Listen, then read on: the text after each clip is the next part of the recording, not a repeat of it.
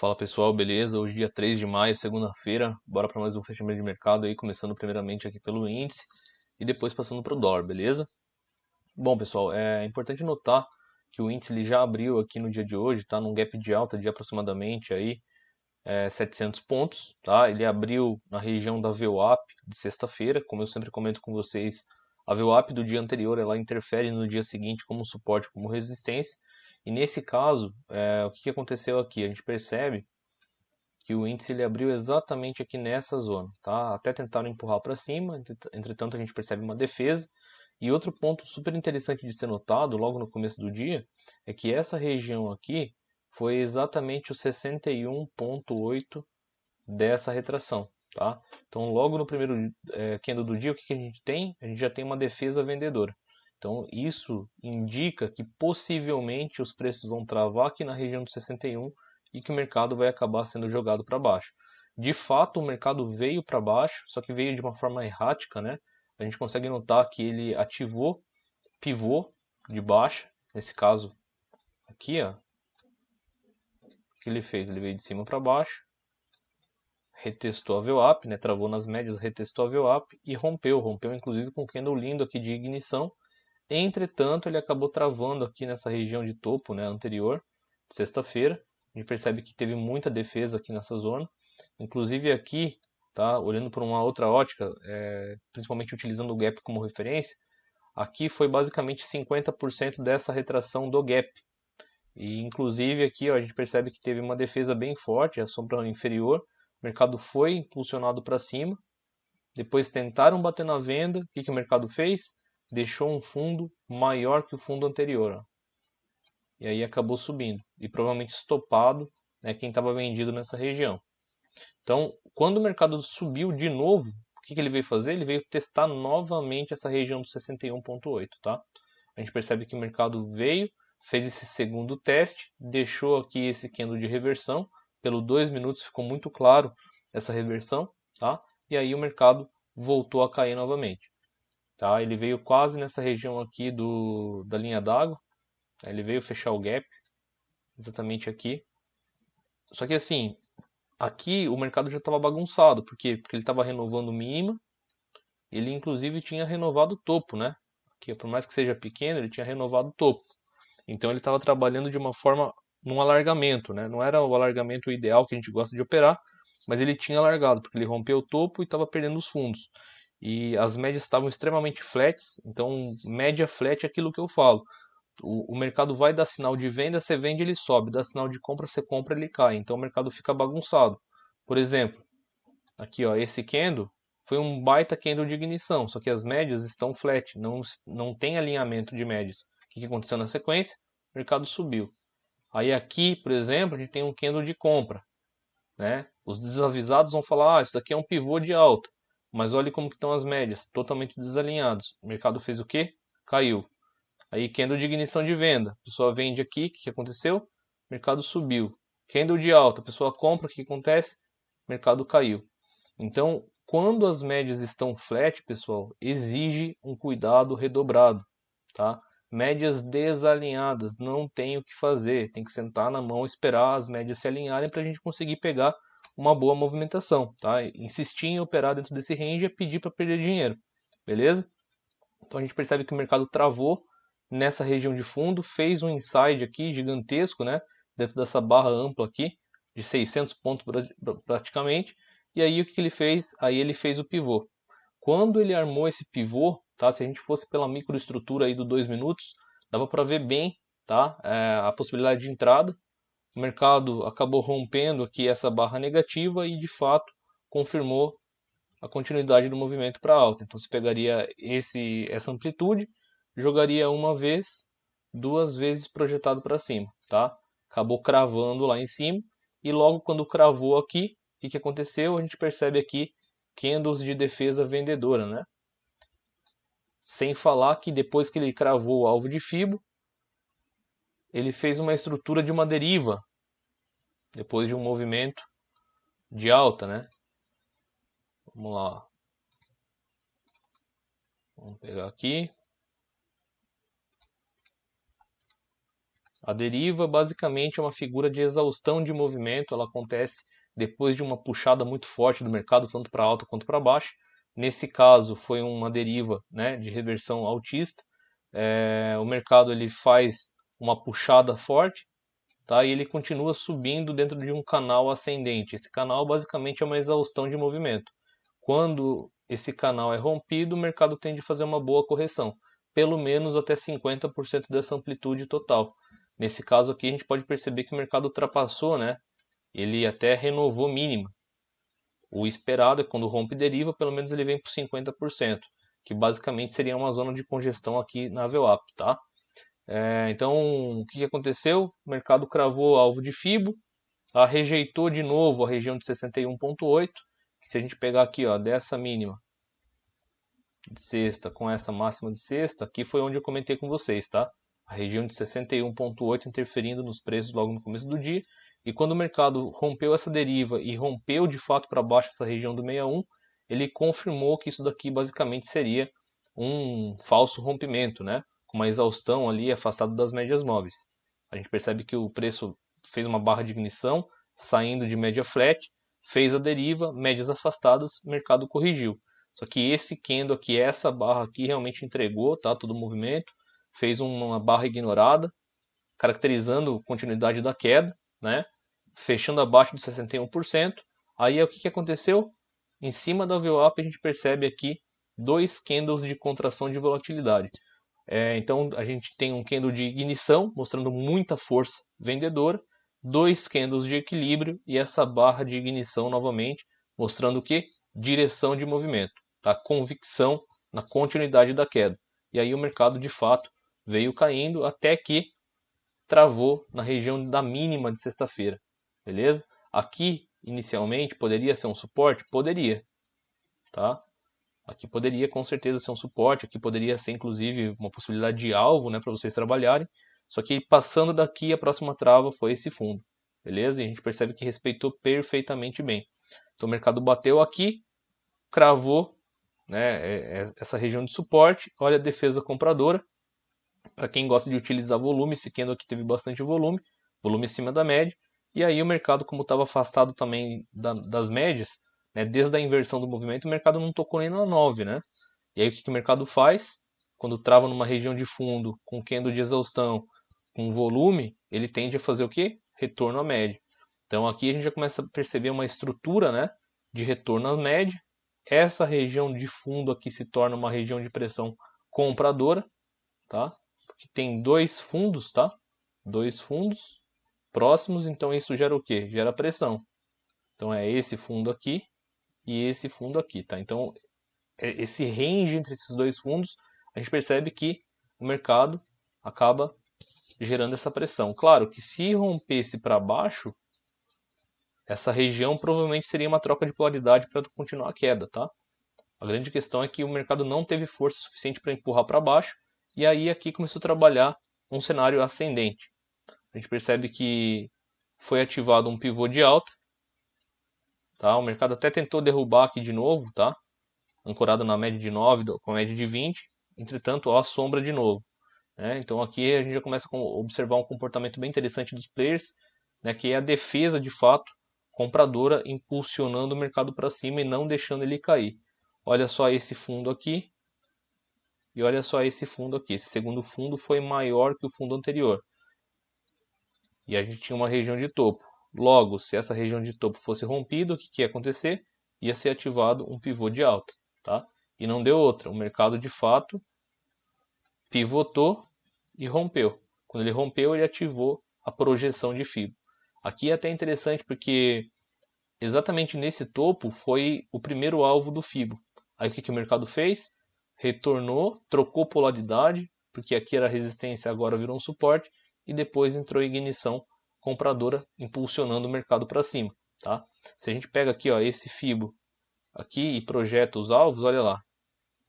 O primeiro alvo foi cravadinho aqui, ó. Bateu aqui, voltou, trocou polaridade, entrou pressão compradora, e aí era só ir trabalhando os alvos para cima, beleza? O segundo alvo estaria aqui e o terceiro alvo estaria exatamente aqui, tá? Um ponto interessante a ser notado é que o terceiro alvo aqui, ó, projetado desse pivô, utilizando aqui como referência, ó,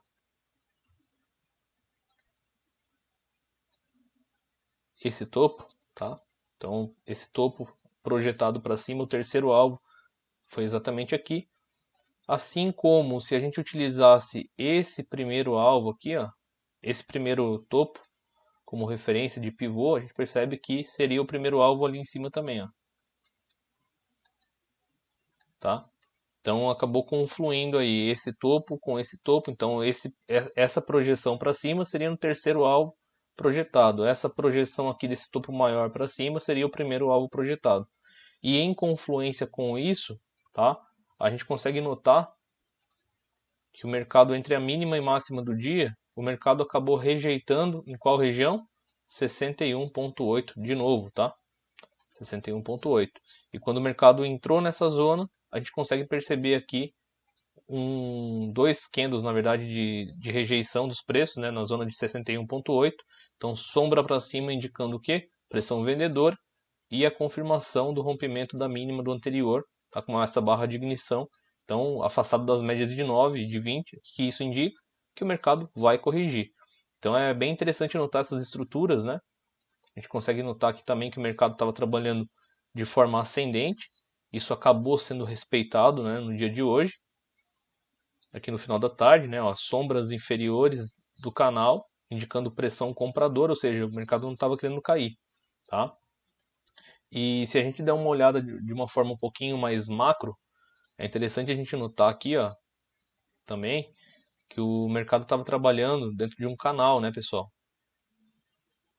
Ó, vamos pegar aqui, ó, dentro desse canal, beleza? Isso daqui vindo desde o dia 29, tá? 29, dia 30, então quinta, sexta e hoje, segunda-feira, beleza? Aqui, como eu comentei com vocês no começo do dia, aqui fica visível, né? Se a gente olhar aqui de uma forma um pouquinho mais macro, o alargamento no começo do dia, ó. Então, dias de alargamento tem que tomar muito cuidado, tá? Principalmente para quem opera rompimento, porque quem opera rompimento espera que o mercado engate aí fazendo bons movimentos. Entretanto, em alargamento, né, dias de alargamento, o que que acontece? As médias normalmente estão flat e o mercado se distancia muito das médias. Então, operar rompimento em dias de alargamento é pedir para perder dinheiro, tem que tomar muito cuidado, tá? Então, essa foi minha visão aí do índice no dia de hoje. Falando um pouquinho do dólar, tá? A gente pegando o dólar aí desde a semana passada como parâmetro, né? Na sexta-feira a gente percebe que o dólar acabou formando uma zona de consolidação aqui no final do dia, né? E essa zona de consolidação acabou sendo estendida logo no começo do dia de hoje. A gente percebe que o mercado abriu na região de suporte, né? Deixa eu até colocar numa grossura diferente aqui para vocês. O mercado abriu numa região de suporte, já teve defesa compradora, impulsionou o mercado para cima. E, de novo, né, as médias trabalhando de uma forma extremamente flat no dólar. Então o mercado fica o quê? Fica errático. A gente percebe pivô de alta sendo formado, defesa vendedora impulsionando o mercado para baixo. Candles de venda, mercado sobe. Candles de compra, mercado cai. Até que, de fato, o mercado pegou direção. Tá? Quando o mercado pegou direção, o que aconteceu? Ele acabou replicando esse range, tá, para baixo. Então, inclusive, ele acabou formando uma figura gráfica aqui bem interessante, né? Um topo triplo. A gente percebe aqui, ó, ou até mesmo um oco, né?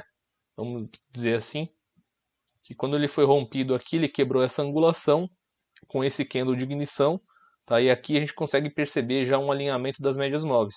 Então, quem trabalhou com essa questão aqui de olhar essa figura gráfica, poderia trabalhar com esse pivô. Então, como que vocês poderiam trabalhar o pivô? O pivô vocês pegariam esse topo, né, esse topo aqui, esse fundo, e a partir do rompimento você jogaria a projeção para baixo. Ou também daria para usar o espelhamento, né? Pegando o espelhamento aqui como referência desse movimento. Tá? Inclusive aqui foi bem interessante porque se a gente pega essa última mínima como referência, a gente percebe que o mercado, depois que rompeu esse fundo, ele voltou, trocou a polaridade, ancorou na média de 9 e entrou em ignição, jogando realmente o mercado lá para a projeção de baixa. Tá? Então, quem utilizou essa visão aqui do espelhamento, pegou esse topo com esse fundo, a partir do rompimento veio projetando, né? Uma vez, A gente percebe que já cravou aqui logo de cara, né? 2 vezes e olha lá onde o mercado foi, tá? Terceiro fundo acabou não pegando, tá? Terceiro fundo ficaria um pouquinho mais para baixo aqui, mas pelo menos 100% desse espelhamento o mercado veio buscar. Outra visão também interessante a ser notada, pessoal, que aqui esse espelhamento, esse movimento em A seria um movimento micro, né? Que a gente estaria olhando. Entretanto, quando ele rompeu esse fundo aqui, ele também ativou o espelhamento intraday, certo? Então também daria para vocês trabalharem com essa projeção estendida para baixo, que basicamente você pagaria o topo do dia, o fundo, o primeiro fundo prévio do dia e jogaria aqui para baixo. Ó. A gente percebe que o dólar simplesmente cravou aqui essa região de fundo. De novo, candle de ignição afastado da média de 9, cravando o alvo de Fibonacci. Normalmente é a exaustão de movimento. O mercado está longe da média, tem de voltar para a média. Tá? Então a gente percebe que tanto no sentido mais macro quanto no micro, né, utilizando as projeções, aí, os espelhamentos de Fibo, acabou jogando alvos aqui embaixo, na casa aqui dos 80 e... aqui, ó, na casa dos 90, né, 390, 5,390. A gente percebe que o dólar bateu aqui, cravou e começou a recuar. E aqui foi um movimento bem interessante do dólar, porque o que aconteceu? Se a gente pegar esse retorno dele, tá, até a VWAP, a gente nota que o dólar retraiu na região de 50% e, né, ele acabou congestionando, as médias móveis ficaram um pouquinho flat aqui nessa região, tá? A gente percebe que as médias ficaram flat. Entretanto, o comportamento é que veio fazendo o quê? Topos cada vez menores, né? Então o mercado caiu, corrigiu na região de 50% e dentro dessa zona mesmo veio fazendo topos menores, até que ele saiu da região de novo, impulsionando para baixo. A grande questão aqui, pessoal, é aquilo que eu sempre falo para vocês, os 61,8% das retrações. Porque quem estava olhando nesse cenário falou, putz, o dólar realmente vai cair.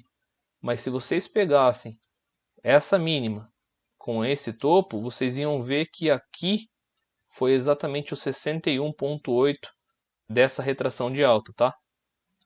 O dólar bateu na região de 61,8, entrou defesa compradora e fez todo esse movimento, tá? Então, quer ver? Ó, vou mostrar para vocês. Se vocês pegassem esse topo com esse fundo, olha lá onde o dólar veio, tá? Nem mais nem menos. Ele simplesmente cravou a região de 61,8, entrou defesa. Então, por mais que esse cenário tivesse apontando para venda, aqui foi a defesa compradora que acabou impulsionando todo esse movimento do dólar. E aí, quando o dólar realmente começou a trabalhar na inversão das médias e passou para cima e pivotou, aqui ele já estava com cara realmente de ativar pivô de alta, né? Que basicamente esse pivô de alta aqui, né, utilizando esse topo como referência, o que ele fez? Quando ele rompeu, ele pivotou, trocou polaridade e subiu, tá? Então esse topo aqui serviu como referência para esse pivô de alta, tá? Para troca de polaridade. As médias móveis ancoraram aqui também, VWAP ancoraram, então ficou uma bela entrada. E quem olhou esse cenário também deve ter trabalhado com Fibo, né? Pegando essa mínima, esse topo e projetando o alvo para cima, né? A gente percebe que o dólar simplesmente cravou o alvo ali no final da tarde. E uma outra ótica também para poder trabalhar nesse cenário é aquilo que eu sempre falo com vocês, né? Se tem uma LTA e o mercado ativa um pivô de alta, você joga essa linha estendida até o último topo, né? E olha lá, o dólar simplesmente segurou na LTA projetada aí do canal de alta, tá? Então essa seria aí algumas possibilidades para vocês poderem trabalhar no dia de hoje. Então espero que vocês tenham gostado, vamos para cima e a game porra!